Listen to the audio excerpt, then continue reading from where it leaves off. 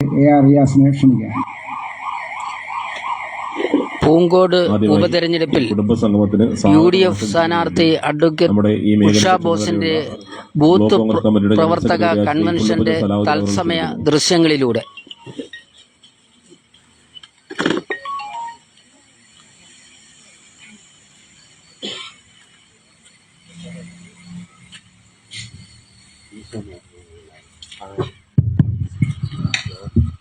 ഏറെ പ്രിയപ്പെട്ട ഈ യോഗത്തിൻ്റെ അധ്യക്ഷൻ കോൺഗ്രസിൻ്റെ മണ്ഡലം പ്രസിഡന്റ് AR റിയാസ്, ഈ യോഗം ഉദ്ഘാടനം ചെയ്യുന്ന ബഹുമാന്യനായ KPCCയുടെ ആദരണീയനായ secretary MM Nazeer, block Congress കമ്മിറ്റിയുടെ ജനറൽ സെക്രട്ടറി വൈസ് പ്രസിഡന്റായ വടക്കടൽ നാസർ, ബഹുമാന്യരായ രാജൻ പുളിമൂട്, അമ്പലത്തിൽ നസീം, സതീശൻ, മറ്റ് നേതാക്കളുടെ സുഹൃത്തുക്കളെ, ഈ വരുന്ന 10-ാം തീയതി നടക്കുന്ന ഉപതെരഞ്ഞെടുപ്പിൻ്റെ ഭാഗമായിട്ടാണ് നമ്മളിവിടെ ഒരു സംഗമം കൂടാൻ തീരുമാനിച്ചത്. ബഹുമാന്യയായ നമ്മുടെ സ്ഥാനാർത്ഥി ഉഷ ബോസിൻ്റെ വിജയം തീർത്തും ഉറപ്പാക്കണം എന്ന് അഭ്യർത്ഥിച്ചുകൊണ്ട് ഈ വാർഡിൻ്റെ വിവിധ ഭാഗങ്ങളിൽ നടക്കുന്ന കുടുംബസംഗമങ്ങളുടെ ഒരു തുടക്കമാണ് നാം ഇന്ന് ഈ മേഖലയിൽ സംഘടിപ്പിച്ചിരിക്കുന്നത്. നമുക്കറിയാം, ചടയമംഗലം പഞ്ചായത്ത് ഏകദേശം 40 വർഷത്തോളമായി ഇടതുപക്ഷമാണ് ഭരിച്ചുകൊണ്ടിരിക്കുന്നത്.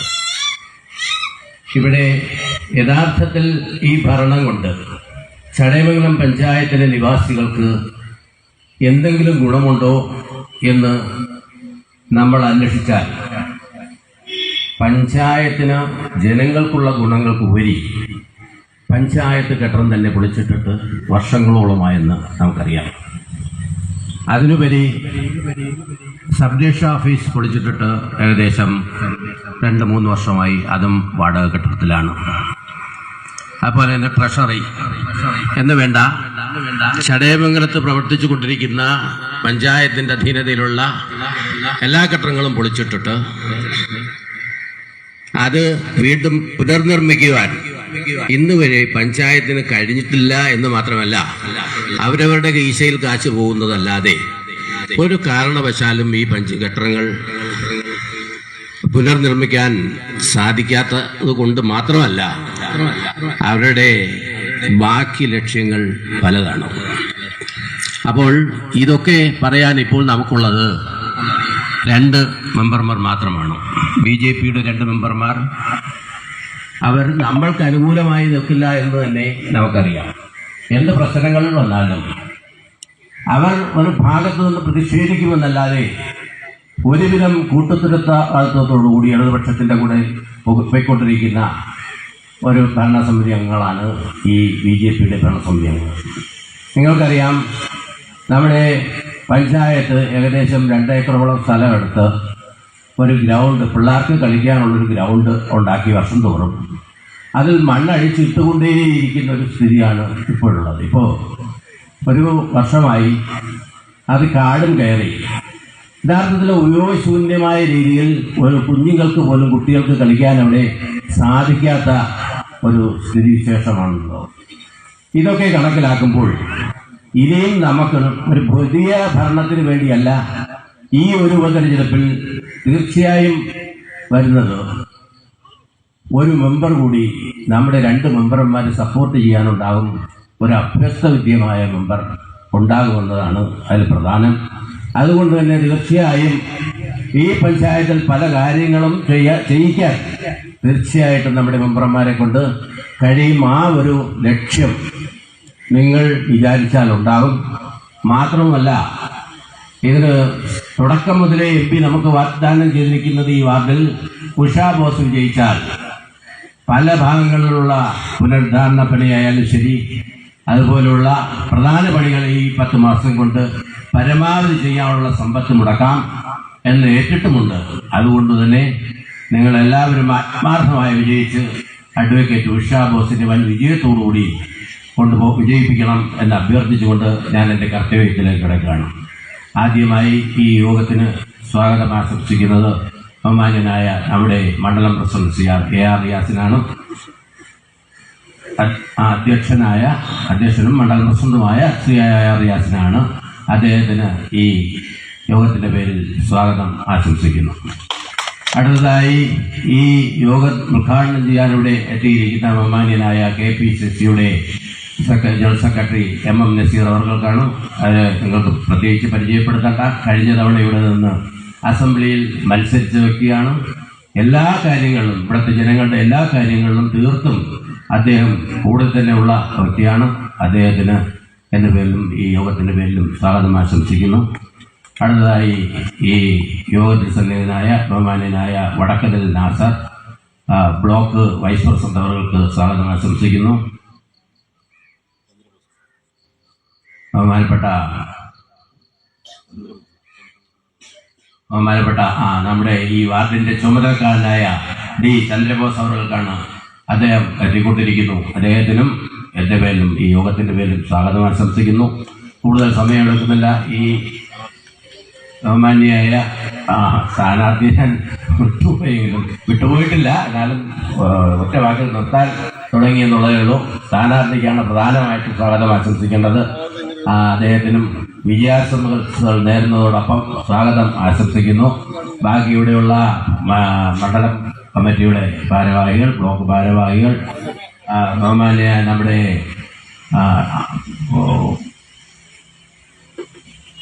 ഇളമാട് ഗോപി അവർക്ക് സ്വാഗതം ആശംസിക്കുന്നു. ഇവിടെ കൂടിയ എല്ലാ നാട്ടുകാർക്കും പൊതുജനങ്ങൾക്കും എല്ലാം ഒറ്റ വാക്കിൽ സ്വാഗതം ആശംസിച്ചുകൊണ്ട് നിർത്തുന്നു. നന്ദി, നമസ്കാരം, ജയ് ഹിന്ദ്.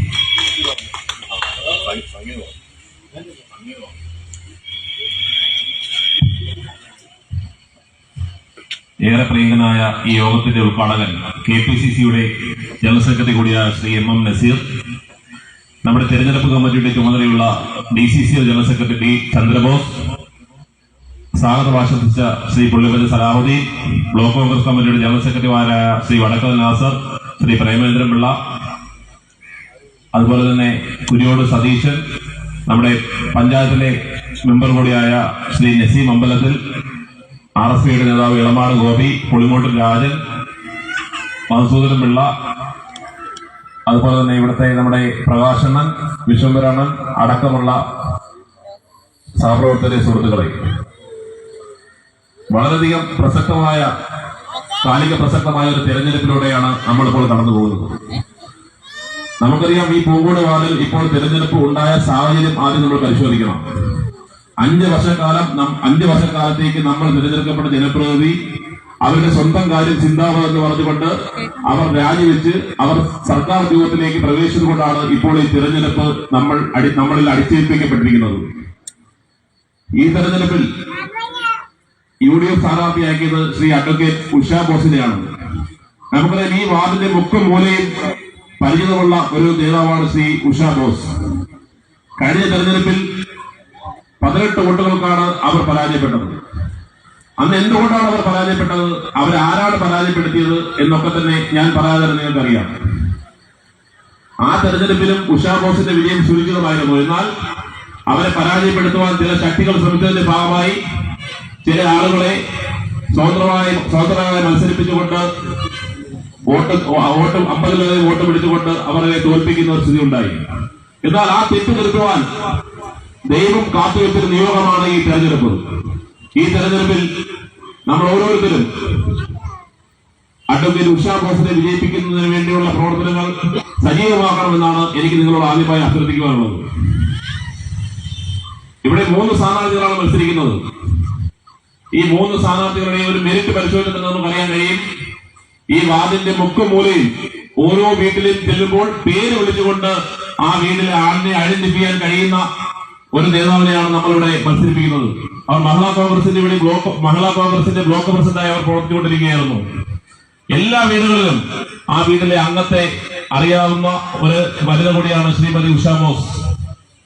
അവരാരും തന്നെ ഇവിടുത്തെ ദിക്കും ദിശയും ഒന്നും പരിചയപ്പെടുത്തേണ്ട കാര്യമല്ല. മറ്റുള്ള സ്ഥാനാർത്ഥികളെ കാര്യം കൊണ്ട് നിങ്ങൾ പരിശോധിക്കണം. അവർ ആദ്യമായിട്ടാണ് ഈ വാലുകുന്നും നടുകുന്നും അങ്ങനെയുള്ള സ്ഥലങ്ങൾ കേൾക്കുന്നതും കാണുന്നതും. അപ്പോൾ നമ്മളെ ആരാണ് പ്രതിനിധീകരിക്കേണ്ടത്, ആരാണ് നമ്മളെ ഭരിക്കേണ്ടത്, ആരാണ് നമ്മളെ പ്രതിനിധീകരിക്കേണ്ടത് തീരുമാനിക്കാനുള്ള ഒരു തെരഞ്ഞെടുപ്പാണ് ഈ തെരഞ്ഞെടുപ്പ്. ഈ തെരഞ്ഞെടുപ്പിൽ ആമുഖമായി ഞാൻ പറയുന്നു, നമ്മൾ അവിടെ ഇപ്പോൾ ഹരിതകർമ്മസേന ചപ്പുചവറിടുന്നതിനുള്ള ഒരു സ്ഥലമാക്കി ആ സ്ഥലം മാറ്റിയിരിക്കുന്നു. ഇവിടെ തെരഞ്ഞെടുപ്പ് അടുക്കുമ്പോൾ വികസനം പറഞ്ഞുകൊണ്ട് ഇടതുപക്ഷം വോട്ട് തേടി നമ്മുടെ എല്ലാ വീടുകളിലേക്ക് കയറി ഇറങ്ങുകയാണ്. എന്ത് വികസനമാണ് ഇവിടെ ചടയമംഗലത്തുള്ളത് നമ്മൾ ചോദിക്കണം. ഏതെങ്കിലും ഒരു സർക്കാർ സ്ഥാപനത്തിന് സ്വന്തമായ ഒരു കെട്ടിടം പോലുമില്ലാത്ത ഒരു നാടാണ് നമ്മുടെ ചടയമംഗലം. എന്തിനേറെ പറയുന്നു, കേരളത്തിലെ തന്നെ പഞ്ചായത്തുകളെ പരിശോധിച്ചു കഴിഞ്ഞാൽ നമുക്കറിയാം, സ്വന്തമായി പഞ്ചായത്ത് ഓഫീസിന് കെട്ടിടമില്ലാത്ത ഒരു സ്ഥലമാണ്, ഒരു പഞ്ചായത്താണ് ചടയമംഗലം. അതുപോലെ 2001 നമ്മളെ പ്രതിനിധീകരിച്ച ചടയമംഗലത്തിന്റെ MLA ശ്രീ പ്രയാർ ഗോപാലകൃഷ്ണൻ, അദ്ദേഹം നമുക്ക് ഒരു സബ് ട്രഷറി അനുവദിച്ചു. ഇന്ന് കാലപ്പഴക്കം മൂലം ആ സബ് ട്രഷറി ഇന്ന് വാടക കെട്ടിടത്തിലാണ് പ്രവർത്തിക്കുന്നത്. അത് പൊളിച്ചു കളഞ്ഞുകൊണ്ട് പുതിയൊരു കെട്ടിടം പണിയുവാൻ ഇവിടെ ഭരിക്കുന്ന ആളുകൾ കഴിയുന്നില്ല. പഞ്ചായത്ത് ഭരണസമിതിക്ക് ഇതിലൊന്നും ഇടപെടുവാൻ സമയമില്ല. നിരവധിയായ ചടയമംഗലത്തെ എക്സൈസ് ഓഫീസ്, അതുപോലെ PWD office, sub registrar office, sub treasury അടക്കമുള്ള നിരവധി കെട്ടിടങ്ങൾ ഇവിടെ വാടക കെട്ടിടത്തിൽ പ്രവർത്തിക്കുന്നു. ഇവിടെ കഴിഞ്ഞ കാലങ്ങളിൽ 5 വർഷം മന്ത്രിയായും 10 വർഷം MLA ആയും ഇവിടെ കടന്നുപോയതാണ് മുല്ലക്കൻ എന്നാരൻ. അദ്ദേഹം മന്ത്രിയായിരുന്നു നമ്മൾ പ്രഖ്യാപിച്ചതാണ് മിനി സിവിൽ സ്റ്റേഷൻ. അന്ന് അദ്ദേഹം അതിന്റെ തറക്കല്ലിടൽ കർമ്മം ചടയമംഗലം ജംഗ്ഷനിൽ വെച്ച് ഒരു സ്റ്റേജിൽ വെച്ച് നിർവഹിച്ചു.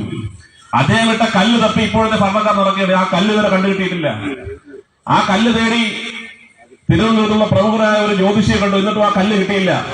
അങ്ങനെ ഇപ്പോഴത്തെ പുതിയ മന്ത്രി ഇടപെട്ടുകൊണ്ട് ഇത് ജ്യോതിഷി വരുത്തുന്ന നമുക്ക് ഇത് കൈകാര്യം ചെയ്ത് കളയാമെന്ന് പറഞ്ഞുകൊണ്ട് 6 മാസങ്ങൾക്ക് മുമ്പ് പുതിയൊരു യോഗം വെച്ച് വീണ്ടും മിനി സിവിൽ സ്റ്റേഷന്റെ കല്ലിട്ടു. അത് കഴിഞ്ഞിട്ടും 6 മാസമായി. ആ വെച്ച കല്ലിന് മുകളിൽ മറ്റൊരു കല്ല് കൂടി വെക്കുവാൻ ഇവർക്ക് ഇതുവരെ കഴിഞ്ഞിട്ടില്ല. ഇവിടെ മന്ത്രിമാരെ സൃഷ്ടിക്കുന്ന ഒരു മണ്ഡലമായി ചടയമംഗലം മാറിയിരിക്കുന്നു. യാതൊരുവിധ വികസന പ്രവർത്തനങ്ങളും ഇവിടെ നടക്കുന്നില്ല. നമുക്കറിയാം, നമ്മളെല്ലാവരും ഓടിച്ചെല്ലുന്ന സ്ഥലമാണ് നമ്മുടെ ചടയമംഗലത്തെ സർക്കാർ ഗവൺമെന്റ് ഹോസ്പിറ്റൽ. ആ ഹോസ്പിറ്റലിൽ കിടത്തി ചികിത്സ നടത്തിയിട്ട് 5 വർഷങ്ങളിൽ കൂടുതലായി. പ്രയാർ ഗോപാലകൃഷ്ണൻ UDF MLA ആയി കടന്നു വന്നപ്പോഴാണ് അവിടെ കിടത്തി ചികിത്സ പുനരാരംഭിച്ചത്. 50 ലക്ഷം രൂപ മുടക്കി ഇപ്പോഴത്തെ MLA ആസ്തി വികസന ഫണ്ടിൽ നിന്നും പുതിയൊരു ബഹുജന മന്ദിരം അവിടെ പണിഞ്ഞിട്ടുണ്ട്. എന്നാൽ ആ കെട്ടിടത്തിൽ ഇതുവരെ രോഗികളെ കിടത്തി ചികിത്സയോ കഴിഞ്ഞിട്ടില്ല. ആ കെട്ടിടം നായ്ക്കളുടെ സ്വൈരവിഹാര കേന്ദ്രമായി മാറിയിരിക്കുകയാണ്. അതുപോലെ തന്നെ നമുക്കറിയാം, നമ്മുടെ KSRTC 56 സർവീസുകൾ UDFന്റെ കാലത്ത് അവിടെ നിന്ന് ഓപ്പറേറ്റ് ചെയ്തിരുന്നു. എന്നാൽ ഇന്ന് അവിടെ നിന്ന് ഓപ്പറേറ്റ് ചെയ്യുന്ന സർവീസുകളുടെ എണ്ണം വിരലെണ്ണാവുന്ന സർവീസുകൾ മാത്രമാണ് അവിടെ നിന്ന് ഓപ്പറേറ്റ് ചെയ്യുന്നത്. അവിടുത്തെ AT ഓഫീസ് പൂർണ്ണമായി നിർത്തലാക്കി.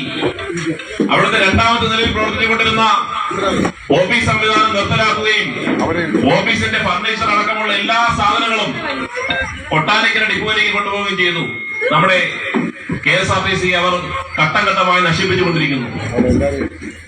ഈ സംസ്ഥാനത്ത് എത്രയോ പുതിയ വണ്ടികൾ AC ലോ ഫ്ലോർ ബസ്സുകൾ അനുവദിച്ചെങ്കിലും ഇവിടെ മന്ത്രിയുടെ മണ്ഡലം എന്ന് പറയുന്ന ഈ ചടയമംഗലത്ത് ഒരു പുതിയ ബസ് പോലും അനുവദിക്കുവാൻ ഇവിടുത്തെ ഭരണക്കാർക്ക് കഴിഞ്ഞിട്ടില്ല. എന്ത് വികസനം പറഞ്ഞാണ് റോഡ് നേടുന്നതെന്ന് മനസ്സിലാകുന്നില്ല. പൂങ്കോട് വാർഡിനെ സംബന്ധിച്ച് പറയുകയാണെങ്കിൽ നമുക്കറിയാം, പൂങ്കോട് വാർഡിലേക്ക് MC റോഡിൽ നിന്ന് കടന്നു കയറുന്ന ഒരു റോഡാണ് നമ്മുടെ കൃഷി ഓഫീസിന് മുന്നിൽ കൂടിയുള്ള റോഡ്.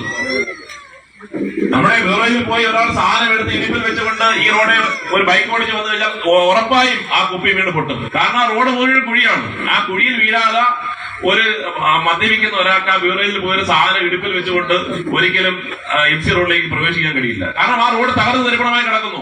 ഇവിടെ പറയുന്നത് പൂങ്കോട് വാർഡിൽ തേനും പാലും ഒഴുക്കി കഴിഞ്ഞ 4 വർഷം കൊണ്ട് മൊത്തം വികസിപ്പിക്കാൻ ഒന്നുമില്ല എന്നാണ്. അതുപോലെ തന്നെ അവിടെ അംഗൻവാടിക്ക് ഒരു കെട്ടിടമില്ലാത്തത് മൂലം പരിമിതമായ സാഹചര്യത്തിൽ നമ്മുടെ പിഞ്ചു കുഞ്ഞുങ്ങൾ വാടക കെട്ടിടത്തിൽ പഠിക്കുകയാണ്. അവിടെ ആറ്റിലേക്ക് ഇറങ്ങുന്നതിന് വേണ്ടി ഒരു സംഭവം, ഒരു പാലം പണിഞ്ഞു വെച്ചിരിക്കുന്നു. ഒലിപ്പുറം കടവിൽ 25 ലക്ഷം രൂപ ജില്ലാ പഞ്ചായത്തിന്റെ പണം മുടക്കിക്കൊണ്ട് നാട്ടിലേക്ക് ഇറങ്ങുന്നതിന് വേണ്ടി ഒരു ഭയങ്കര സാങ്കേതിക വിദ്യയോടുകൂടിയ സാധനം പണിഞ്ഞു വെച്ചിരിക്കുന്നു. 25 ലക്ഷം രൂപ ഇവന്മാർ അടിച്ചോണ്ട് പോയി. അല്ലാതെ അവിടെ ഒന്നും സംഭവിച്ചില്ല. 2 കല്ലുകൊണ്ട് കുഴിച്ചിട്ട് ഒരു കൈവരി വെച്ചിട്ടുണ്ട്. നടുക്ക് ഒരു 5 ലോഡ് മണ്ണ് പോലും ഇടാതെ അത് ആ പണം പൂർണ്ണമായും ഇവിടുത്തെ ഭരണക്കാരും ഉദ്യോഗസ്ഥരോട് അടിച്ചു മാറ്റിക്കൊണ്ട് പോയി. ഇവിടുത്തെ മുഴുവൻ കാര്യങ്ങളിലും ഇത്തരത്തിലാണ് ചെയ്തുകൊണ്ടിരിക്കുന്നത്. അഴിമതിക്ക് വേണ്ടിയാണ് ഇവിടെ ഭരണം നടക്കുന്നത്. നമ്മുടെ സബ് ഡിപ്പോയ്ക്ക് സമീപം കഴിഞ്ഞ മാസം നമ്മൾ ഒരു സമരം നടത്തി, കോൺഗ്രസിന്റെ നേതൃത്വത്തിൽ സമരം നടത്തി. അവിടെ വഴിയോര വിശ്രമ കേന്ദ്രം എന്ന് പറഞ്ഞുകൊണ്ട് ഒരു 25 ലക്ഷം രൂപയോളം ചെലവാക്കി ഒരു കെട്ടിടം പണിഞ്ഞിട്ടുണ്ട്. അത് കെട്ടിടം പണിഞ്ഞിട്ട് 3 വർഷമായി. ഇതുവരെ അത് തുറന്ന് ഇവിടുത്തെ ജനങ്ങൾക്ക് വേണ്ടി ഉപയോഗപ്പെടുത്തുവാൻ കഴിഞ്ഞിട്ടില്ല. അതിന് മുന്നിൽ റീത്ത് വികസന സമരമായി മുന്നോട്ട് പോയപ്പോൾ ഇവിടുത്തെ ബ്ലോക്ക് പഞ്ചായത്തിന്റെ വൈസ് പ്രസിഡന്റ് ഉൾപ്പെടെയുള്ളവർ അതിനെതിരെ വിമർശനമായി കടന്നു വന്നു. ഇവിടെ MP ഫണ്ട് വിനിയോഗത്തെ പറ്റി പരാതി അദ്ദേഹം ഉന്നയിച്ചു. കഴിഞ്ഞ ദിവസം MP ഇവിടെ വന്ന് ചടയമംഗലം പഞ്ചായത്തിൽ എവിടെയൊക്കെ എന്തിനൊക്കെ MP ഫണ്ട് വിനിയോഗിച്ചു എന്നുള്ളത് പത്രസമ്മേളനം നടത്തി ഇവിടെ പറയുകയുണ്ടായി. ഞാൻ അതിലേക്ക് ദീർഘമായി കടന്നു പോകുന്നില്ല. 3 വർഷക്കാലമായി ഈ കെട്ടിടം അടച്ചിട്ടിരിക്കുകയാണ്. ഉദ്ഘാടനം നടത്തി ആ കെട്ടിടം തുറന്നു കൊടുക്കുവാൻ ഈ ഭരണക്കാർ കഴിയുന്നില്ല. അതുപോലെ നമ്മൾ ഗവൺമെന്റ് ഹോസ്പിറ്റലിൽ പോയിട്ടുള്ള ആളുകൾക്ക് അറിയാം, അതിന്റെ മുകളിൽ പകൽ വീട് എന്ന് പറഞ്ഞ് ഒരു വീടുണ്ടാക്കിയിട്ടുണ്ട്. സാധാരണ ആ വീടെന്ന് പറയുന്നത് നിലവിൽ പഞ്ചായത്തിലെ വിളവാട് പഞ്ചായത്തിലൊക്കെ ഈ സാധനമുണ്ട്. അവിടെ പാവപ്പെട്ട വയോജനങ്ങളായ ആളുകളെ സംരക്ഷിക്കുന്നതിന് വേണ്ടിയാണ് ഇത്തരത്തിൽ പകൽ വീട് നിർമ്മിച്ചിരിക്കുന്നത്. എന്നാൽ ചടയമംഗലത്തെ പകൽ വീട് വരുന്ന ആൾ സാധാരണ പ്രായമാകുമ്പോൾ ഒരു വടിയൊക്കെ കൊണ്ടാണ് വരുന്നത്. അവർ ഏരിയ കൂടെ കൊണ്ടുവന്നേ അവിടെ കയറാവും. കാരണം ഹോസ്പിറ്റലിന്റെ മുകളിൽ സ്ഥലമില്ലാത്ത ഒരു സ്ഥലത്തിന് കുന്നിന്റെ മുകളിലാണ് ഈ പകൽ വീട്. വടിയുമായി വരുന്ന ഒരു വയോധികൻ വീട്ടിൽ നിന്ന് വണ്ടി വിളിച്ച് ഏണിയെ കൂടെ കൊണ്ടുവന്നാൽ മാത്രമേ യവന്മാരുടെ പകൽ വീട് കയറാനൊക്കൂ. അതിന്റെ പേരിൽ ലക്ഷങ്ങൾ കൊണ്ടുപോയി അതിന്റെ മെയിന്റനൻസിനായി ഓരോ വർഷവും ഇവിടെ പണം വിനിയോഗിച്ചുകൊണ്ടിരിക്കുന്നു. ഇതെന്തൊരു ഭരണമാണ്? ഇത് ആർക്കു വേണ്ടിയുള്ള ഭരണമാണ്? എല്ലാ കെട്ടിടങ്ങളും വാടക കെട്ടിടത്തിലായി ഇടിച്ചു പൊളിക്കുന്നതല്ലാതെ ഒരു കെട്ടിടം പോലും, ഒരു പുതിയ നിർമ്മാണം പോലും നടത്തുവാൻ ഇവിടുത്തെ ഭരിക്കുന്നവർ കഴിയുന്നില്ല.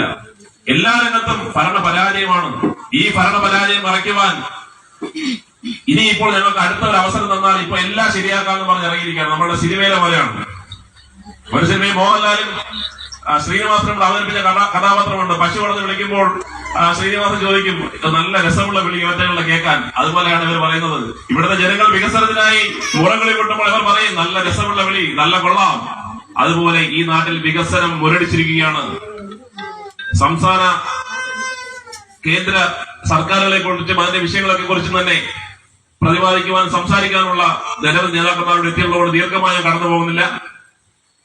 അടുത്തതായി ഈ യോഗം ഉദ്ഘാടനം ചെയ്തുകൊണ്ട് സംസാരിക്കുന്നതിന് വേണ്ടി KPCCയുടെ ബഹുമാനായ general secretary Shri MM Nazeer അവരുടെ ആദരപൂർവ്വം ക്ഷണിക്കുന്നു.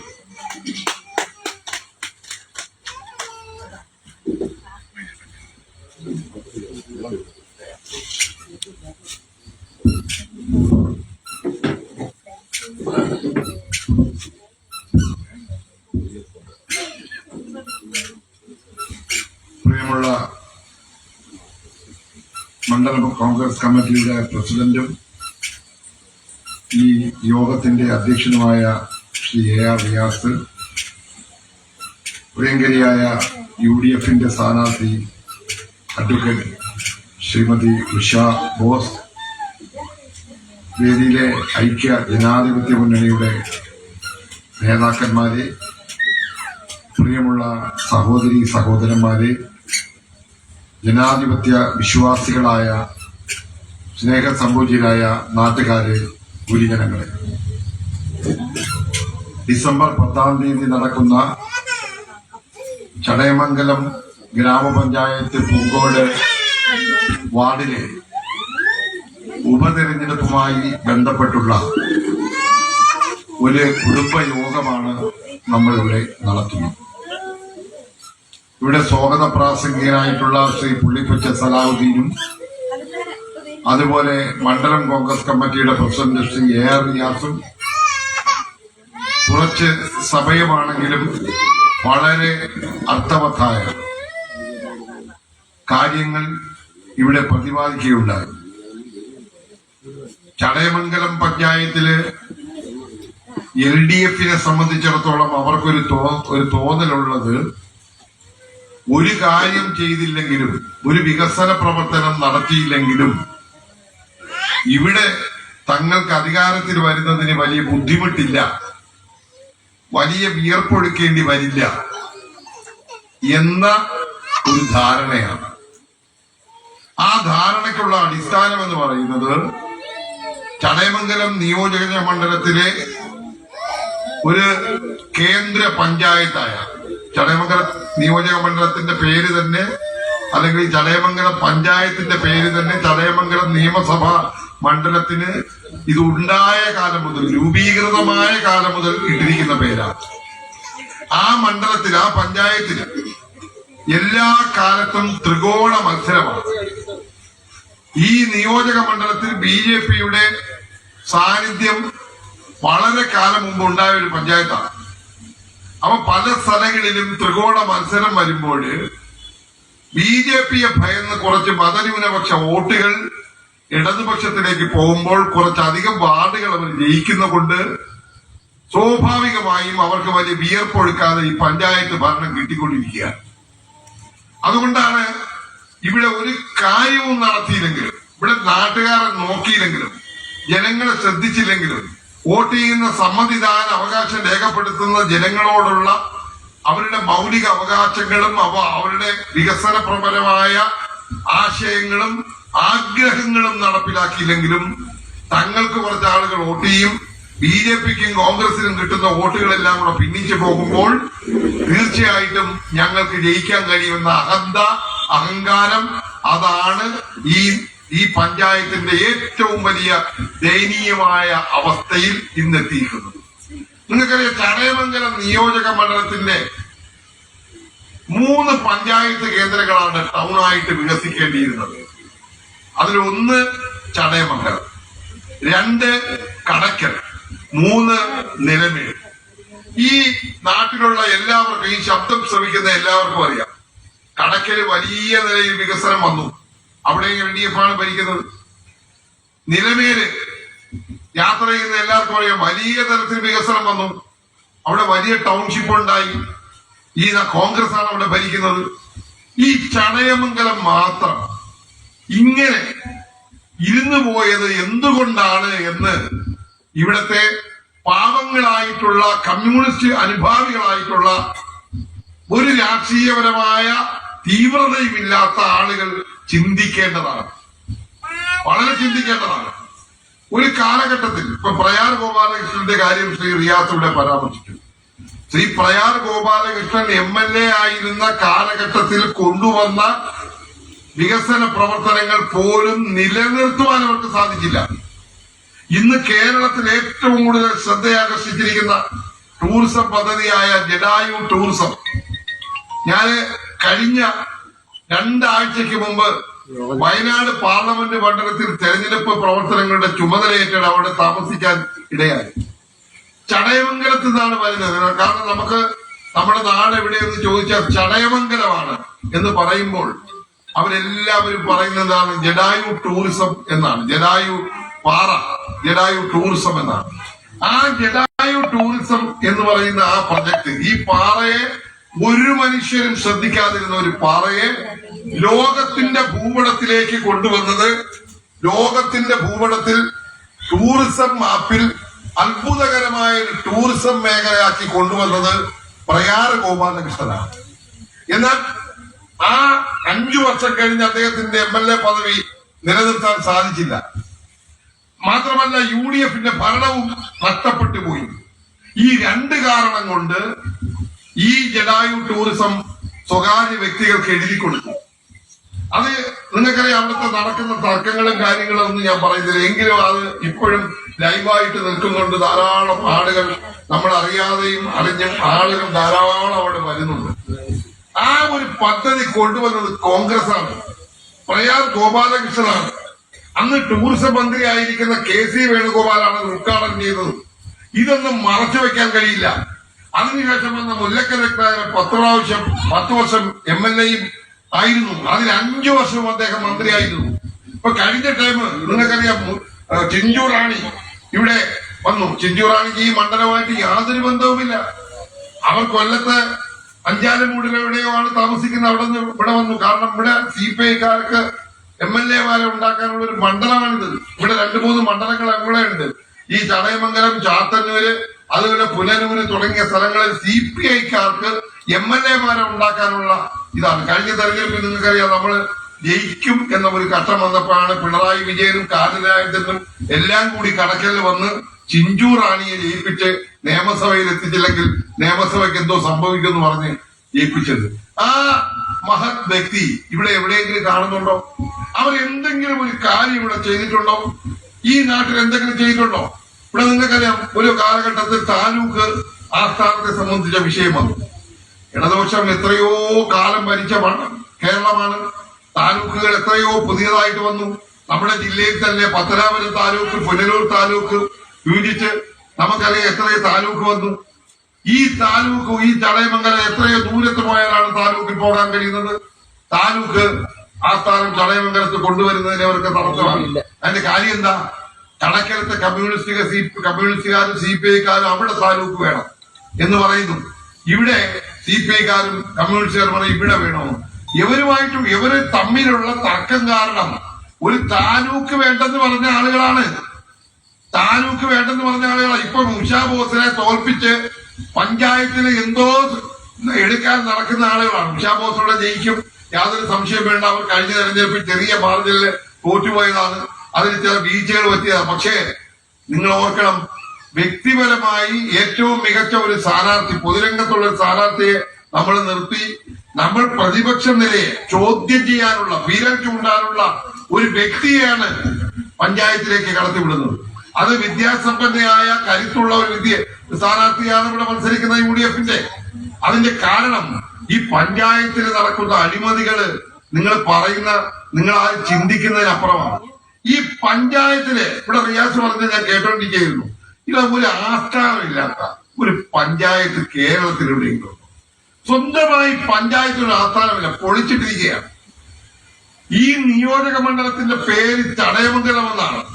ആ നിയോജക മണ്ഡലത്തിന്റെ ഹെഡ്ക്വാർട്ടേഴ്സിലെ പഞ്ചായത്തിന് ഒരു സിവിൽ സ്റ്റേഷൻ ഇല്ല. ദയനീയമല്ലേ? ഇവിടെ എത്ര വീടുകൾ പൊളിച്ചിട്ടിരിക്കുന്നു.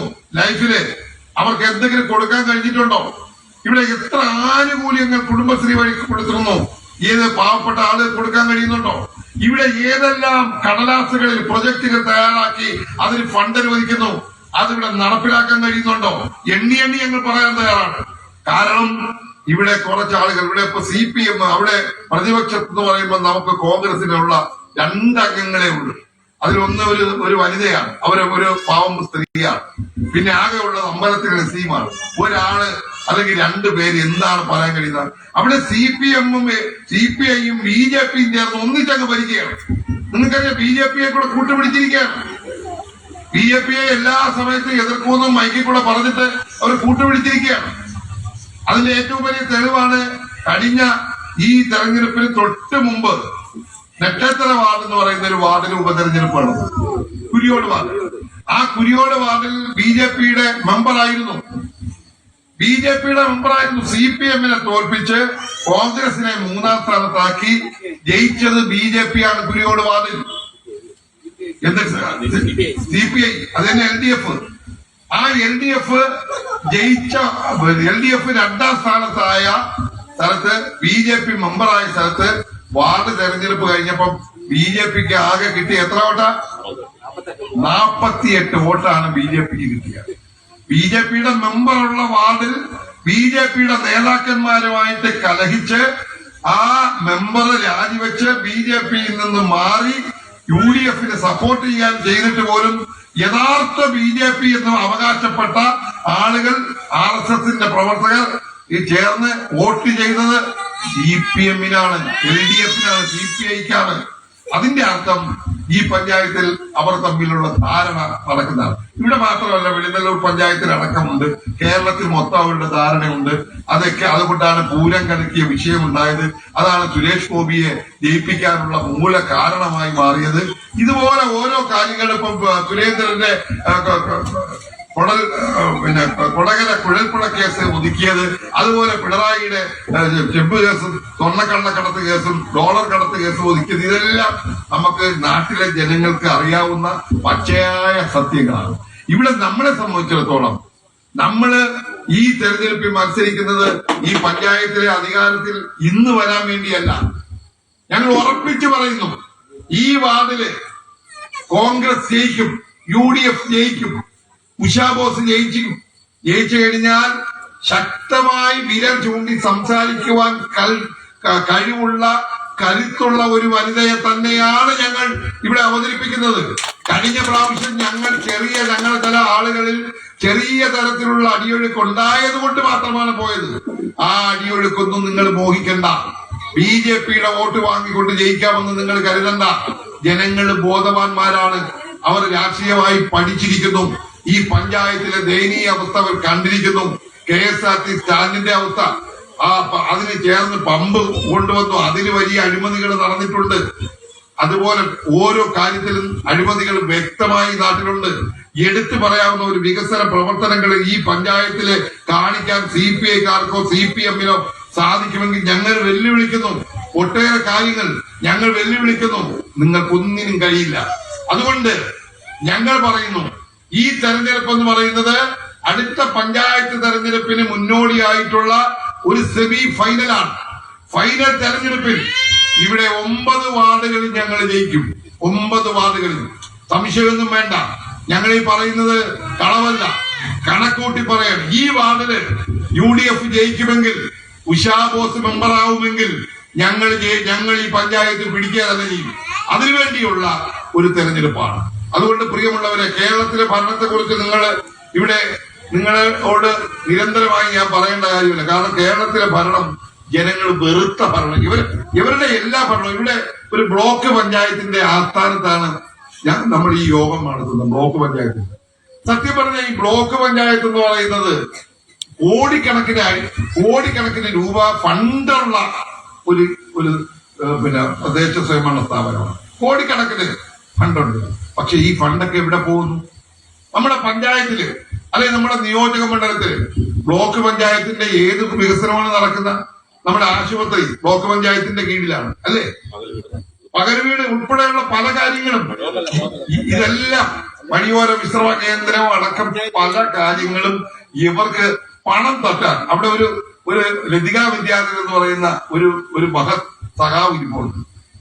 ഇവർ ഇതിന്റെ എല്ലാ ആശാട്ടിയ, കാരണം പഞ്ചായത്ത് പ്രസിഡന്റായിട്ടും ബ്ലോക്ക് പഞ്ചായത്ത് മെമ്പറായിട്ടും പല വകുപ്പുകളിൽ ഇരുന്ന് എങ്ങനെ പണം തട്ടാമെന്ന് ഗവേഷണം നടത്തുന്ന, ആ ഗവേഷണം ബിരുദമെടുത്തിട്ടുള്ള ഒരു സഖാവാണ് അവിടെ ഇരിക്കുന്നത്. അവരാണ് കടക്കൽ ആശുപത്രിയെ ഈ അവസ്ഥയിലാക്കിയ പാലിയേറ്റീവ് കെയർ യൂണിറ്റ് എന്ന് പറയുന്നത്. കാരണം പാലിയേറ്റീവില് നടത്തുന്ന തട്ടിപ്പിന് ആടിക്കില്ല.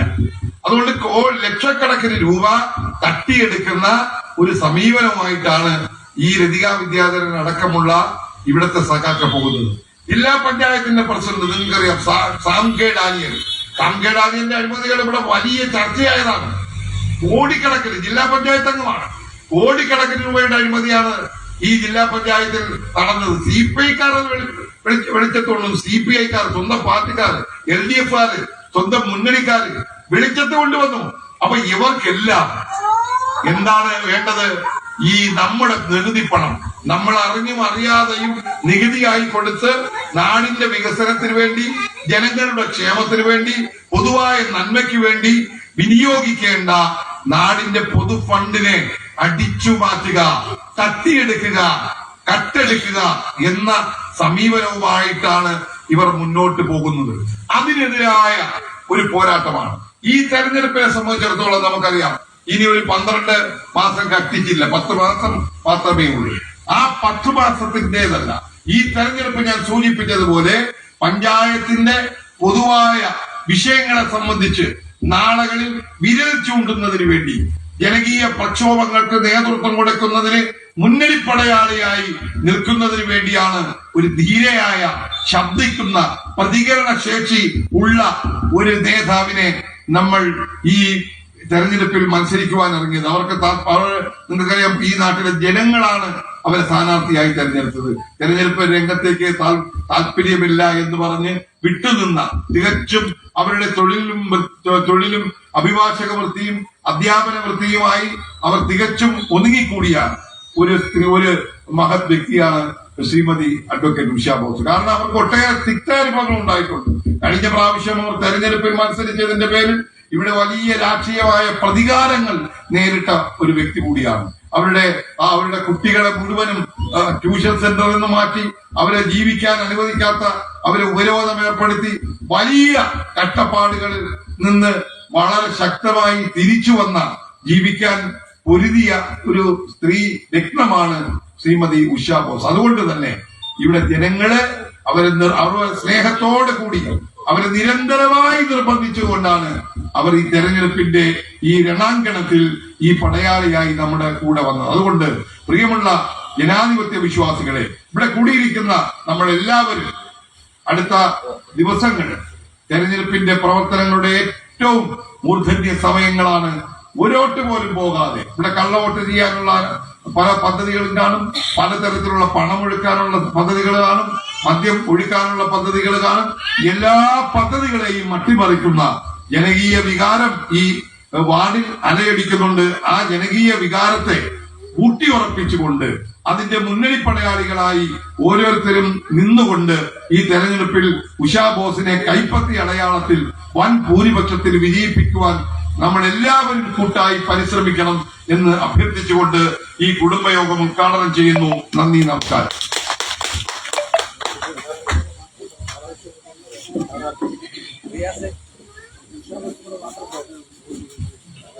അടുത്തതായി ഈ യോഗത്തെ അഭിസംബോധന ചെയ്യുന്നതിന് വേണ്ടി നമ്മുടെ UDF-ന്റെ ഈ വാർഡിലെ സ്ഥാനാർത്ഥി കൂടിയായ ശ്രീമതി ഉഷാ ബോസിനെ ക്ഷണിക്കുന്നു.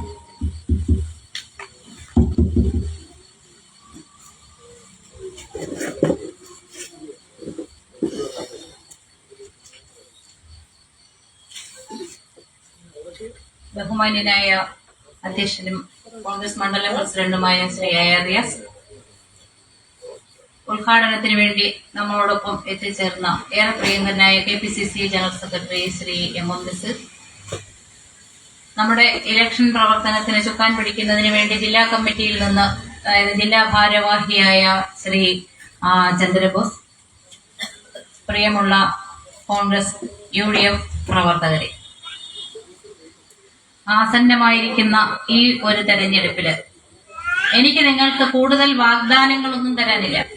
കാരണം ഇനി വിരലിൽ എണ്ണാവുന്ന മാസങ്ങൾ മാത്രമേ നമ്മുടെ ഇലക്ഷന് വേണ്ടിയിട്ട്, അതായത് ഇലക്ഷൻ കഴിഞ്ഞിട്ട് ഇനി ഈ ഭരണസമിതിയിലേക്ക് ഇനി വിരലിലെണ്ണാവുന്ന മാസങ്ങൾ മാത്രമേ ഉള്ളൂ.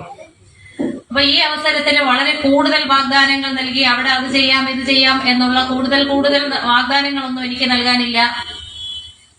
അനുവദിച്ചിരിക്കുന്ന രീതിയിൽ, അതായത് നമുക്ക് കഴിയുന്നത്ര രീതിയിൽ എന്നെ കൊണ്ടാവുമെന്നുള്ള കാര്യങ്ങളൊക്കെ നിങ്ങളോടൊപ്പം നിന്ന് ചെയ്തു തീർക്കാം എന്ന ഒരു അഭിപ്രായം മാത്രമേ എനിക്കുള്ളൂ. ഈ പ്രദേശത്തിന്റെ, അതായത് നമ്മുടെ പൂങ്കോട് വാർഡിന്റെ ശബ്ദമായി നിങ്ങളിൽ ഓരോരുത്തരുടെയും പ്രതിനിധിയായി പഞ്ചായത്തിൽ എത്തണം എന്ന് തന്നെയാണ് എന്റെ ആഗ്രഹം. അതിന് അർഹയാണ് ഞാൻ എന്ന് നിങ്ങൾക്ക് തോന്നുന്നുവെങ്കിൽ, അതായത് നിങ്ങളിൽ ഓരോരുത്തരുടെയും ശബ്ദമാകാൻ എനിക്ക് കഴിയുമെന്ന് നിങ്ങൾ കരുതുന്നുണ്ടോ എങ്കിൽ, പഞ്ചായത്തില് ബാക്കി ജനപ്രതിനിധികളോടൊപ്പം എഴുന്നേറ്റ് നിന്ന് വിരൽ ചൂണ്ടി സംസാരിക്കാൻ എനിക്ക് കഴിയും എന്ന് നിങ്ങൾക്ക് തോന്നുന്നുണ്ടെങ്കിൽ, തീർച്ചയായും നിങ്ങളുടെ ഓരോരുത്തരുടെയും വോട്ട് എനിക്ക് നൽകണം എന്ന് തന്നെയാണ് എന്റെ അപേക്ഷ. എനിക്ക് കൂടുതൽ വാഗ്ദാനങ്ങളിലേക്കല്ല, ഇനി അങ്ങോട്ടുള്ള ദിവസങ്ങളിൽ നിങ്ങളുടെ ഓരോരുത്തരുടെയും ഒപ്പം എന്ത് കാര്യത്തിനും ഏതാവശ്യത്തിനും നിങ്ങൾക്ക് എന്നെ വിളിക്കാൻ കഴിയുന്ന ഏതവസരത്തിലും ഞാൻ നിങ്ങളോടൊപ്പം ഉണ്ടാകും എന്ന ഒരു വാക്ക് മാത്രം, അങ്ങനെ ഒരു വാഗ്ദാനം മാത്രമാണ് എനിക്കിപ്പോ തൽക്കാലം നിങ്ങൾക്ക് തരാനുള്ളത്. പഞ്ചായത്ത് ഓഫീസിൽ എത്തിക്കഴിഞ്ഞാൽ നിങ്ങൾക്കറിയാം ഇപ്പോഴത്തെ പഞ്ചായത്ത് ഓഫീസിന്റെ പ്രവർത്തനത്തെക്കുറിച്ചും സ്ത്രീയെക്കുറിച്ചും ഒക്കെ ഇവിടെ കൂടുതലായിട്ട് ഇവരെല്ലാവരും സംസാരിച്ചതാണ്. അത്തരം രാഷ്ട്രീയ കാര്യങ്ങളൊന്നും ഞാൻ നിങ്ങളോട് ഞാനായിട്ട് വിശദീകരിക്കുന്നില്ല. നിങ്ങൾ ഓരോരുത്തരും അറിഞ്ഞുകൊണ്ടിരിക്കുന്ന കാര്യങ്ങളാണ്. ഇവിടെ കഴിഞ്ഞ മെമ്പർ നടത്തിക്കൊണ്ടുവന്ന വികസന പ്രവർത്തനങ്ങളുടെ ബാക്കി നടത്തിയെടുക്കുവാൻ ആയിട്ടാണ് പുതിയൊരു സ്ഥാനാർത്ഥി അവർ അവതരിപ്പിക്കുന്നത്. ഏതൊക്കെ പ്രവർത്തനങ്ങളാണ് പൂർത്തിയാക്കാതെ വച്ചിരിക്കുന്നത് എന്നൊരു അഭിപ്രായം കൂടി അവർ നിങ്ങളോട് പറയാൻ ബാധ്യസ്ഥരാണ്. കാരണം പൂർത്തിയാക്കാതെ വച്ചിരിക്കുന്ന വികസന പ്രവർത്തനങ്ങൾ ഇനി തുടർന്നങ്ങോട്ട് നടത്തിയെടുക്കണം എന്നാണ് അവർ പറയുന്നത്. ആ വികസന പ്രവർത്തനം നമ്മുടെ ഒലിപ്പുറത്ത് കടവിൽ തന്നെയാണ് അതിന് ഏറ്റവും വലിയൊരു ഉദാഹരണമായിട്ട് ഞാൻ കാണുന്നത്.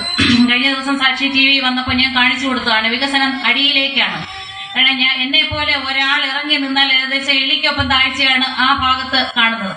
നീണ്ടു നിവർന്ന് കിടക്കാൻ തക്കവണ്ണമുള്ള കുഴികളാണ് എളിക്കൊപ്പം താഴ്ചയുള്ള ആ കുഴികളിൽ. വികസനം താഴേക്ക് പോകുന്ന ഒരു കാഴ്ചയാണ്. അതാണ് അത് കുത്തനെ താഴേക്ക് കിടക്കുന്ന ഒരു വഴിയും കൂടെയാണ് കേട്ടോ. അപ്പൊ ആ വികസനം മുകളിൽ അറ്റത്ത് നിന്ന് ഒന്ന് ഉരുണ്ടാൽ താഴെ അറ്റത്താറ്റിൽ തന്നെ എന്ന് വീഴും. പക്ഷെ അതിനും പഞ്ചായത്ത് വളരെ വ്യക്തമായ ഒരു വികസന രേഖ തയ്യാറാക്കി അതിന് കുറുക്കെ 2-3 കമ്പികളും കൂടെ വെച്ചിട്ടുണ്ട്. പോകുന്നവരെല്ലാരും അവിടെ ചെന്ന് അടിച്ചു നിൽക്കണം. 25 ലക്ഷം ഉണ്ട്. ഞാൻ പറഞ്ഞതല്ല, നിങ്ങളുടെ മെമ്പർ തന്നെ കഴിഞ്ഞ ദിവസം പൂങ്കോട് വാർഡ് എന്ന ഗ്രൂപ്പിൽ വന്നിരുന്ന് ചെയ്തു പോയ അതായത് ചെയ്തു വെച്ച വികസന പ്രവർത്തനങ്ങളെ കുറിച്ച് വിശദമാക്കിയതിനകത്ത് പറഞ്ഞതാണ് ഒലിപ്പുറം കടവിലെ റോഡിന് 25 ലക്ഷം രൂപ ടെൻഡർ കൊടുത്ത കാര്യങ്ങളൊക്കെ. ഞാൻ പറയുന്നതല്ല, ആ ഗ്രൂപ്പിലുള്ള നിങ്ങൾ ഓരോരുത്തർക്കും അതൊന്ന് എടുത്തു വെച്ച് കേട്ട് നോക്കാൻ നിങ്ങൾക്ക് മനസ്സിലാവും.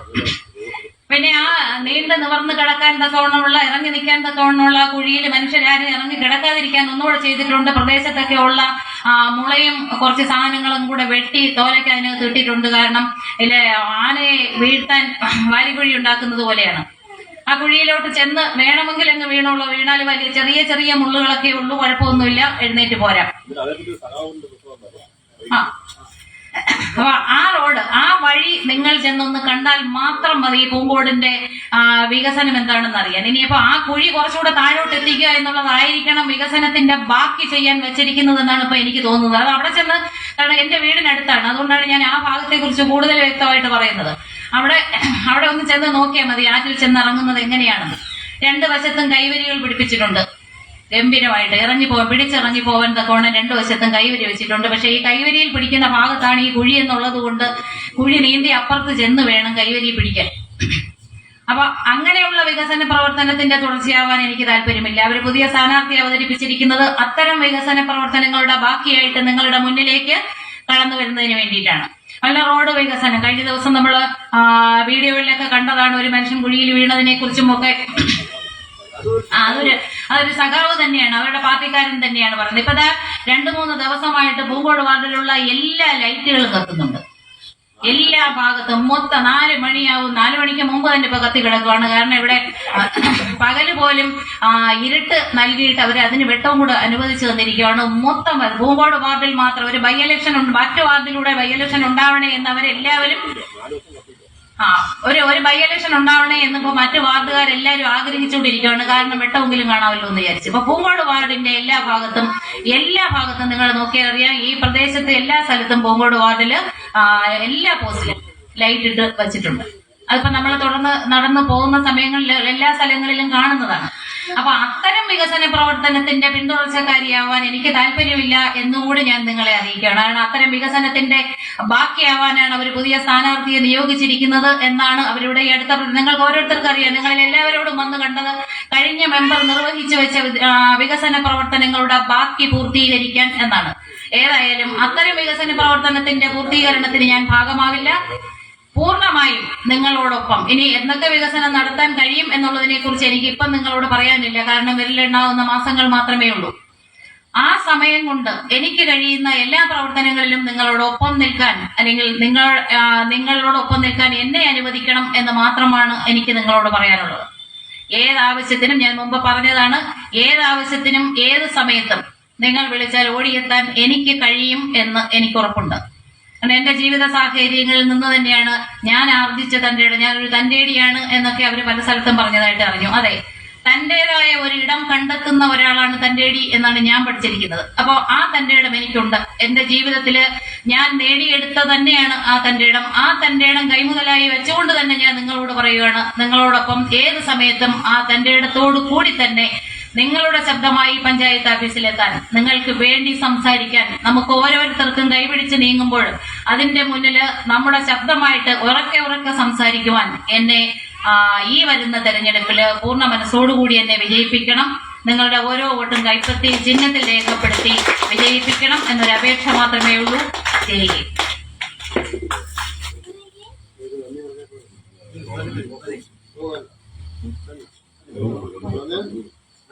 അടുത്തതായി നന്ദി പറയുന്നതിന് വേണ്ടി RSP നേതാവ് ശ്രീലമാട് വിളിക്കും.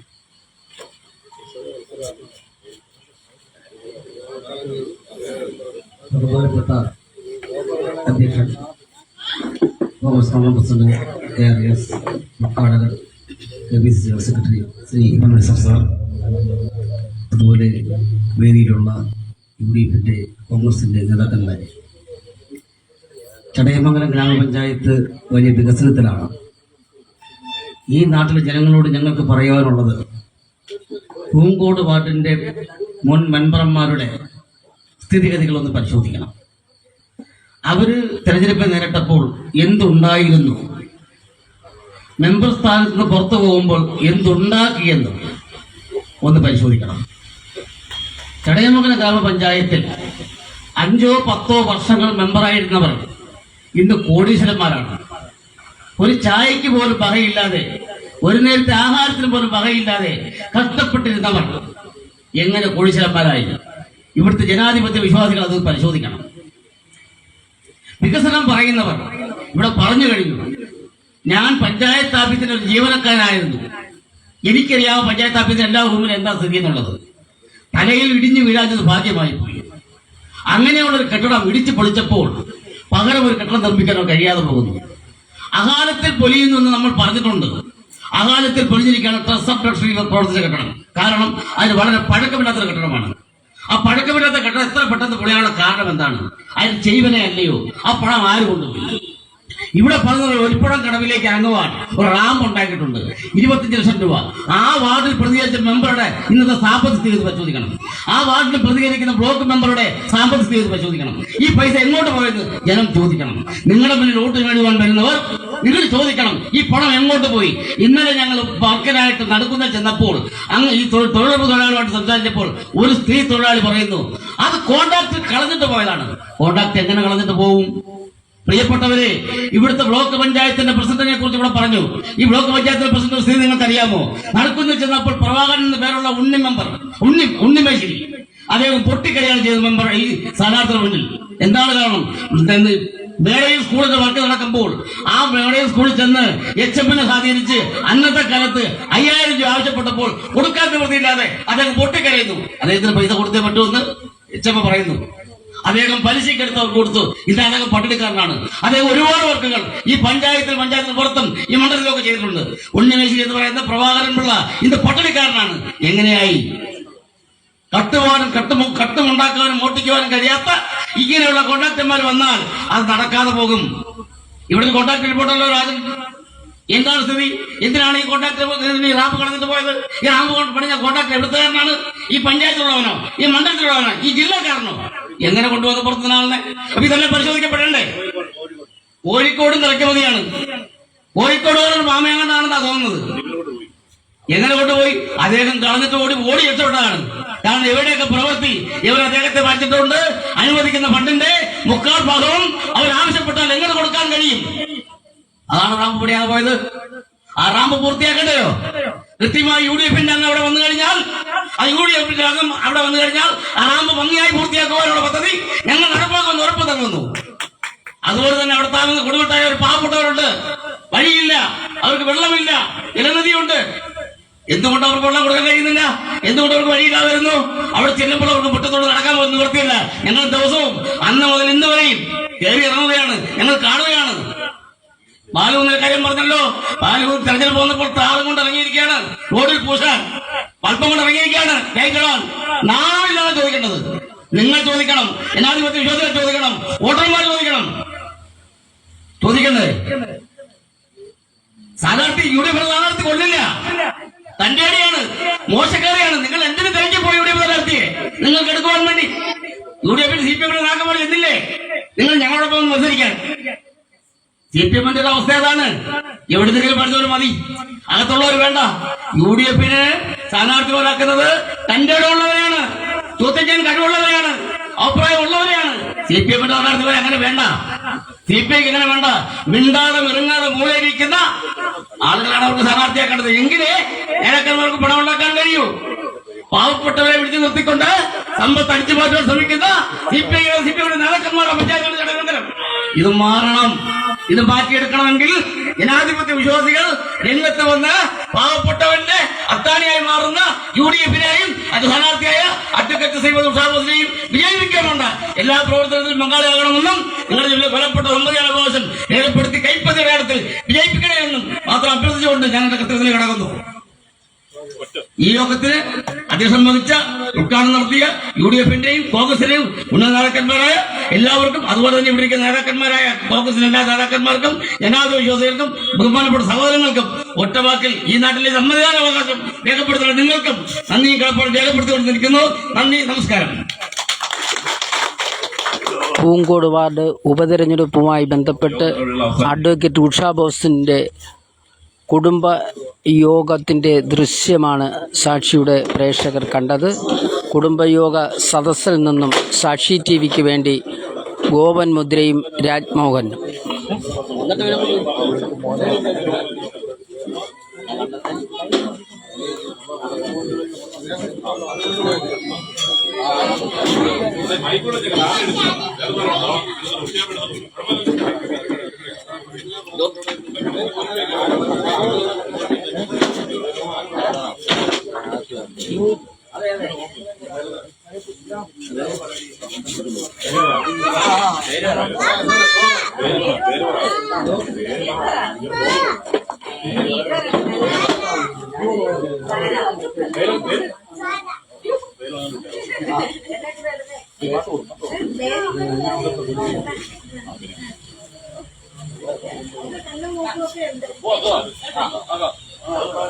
വണ്ടി